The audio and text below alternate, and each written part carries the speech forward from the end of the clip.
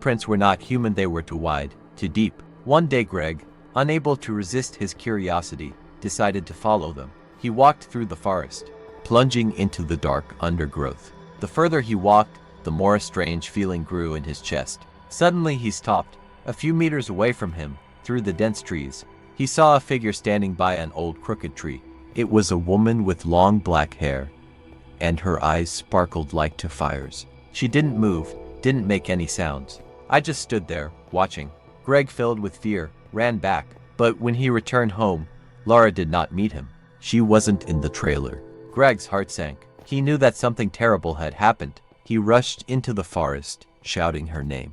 But his voice was swallowed in a fog that seemed to envelop everything around. Laura didn't answer.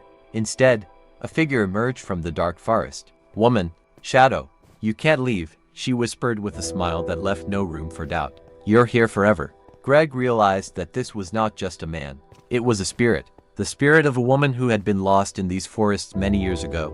A spirit that now hunted those who dared to enter his realm.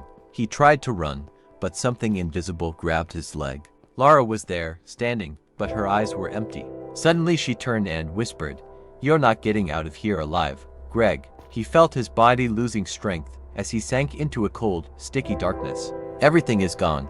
When the local hunters returned the next morning, they found only an empty trailer. And around there were only fresh footprints in the ground, leading into the deep forests of the Appalachians. But they were never able to find the bodies of Greg and Laura. Not a single part of them. People who accidentally wandered into these forests always told the same story. About how at night you can see the shadow of a woman in white, who silently watches those who dare to pass by. A shadow that is always waiting to take away those who have been standing on its land for too long. And if you listen to the night wind, sometimes you can hear a whisper, "You will not